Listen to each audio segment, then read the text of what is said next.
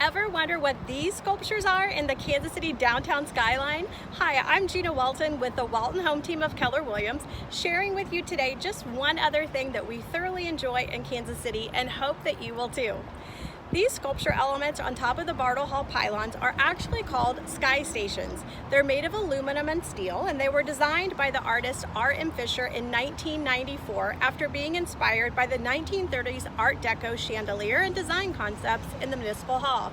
Now, each sculpture sits on one of the 4 concrete columns that were built to support the steel cables which suspend Bartle Hall Convention Center above Truman Road and Interstate 670. Hope you've enjoyed this fun fact about Kansas City. If you're looking to make this area home, text us today at 913-449-1950 so that you can have a 24/7 downtown Kansas City experience.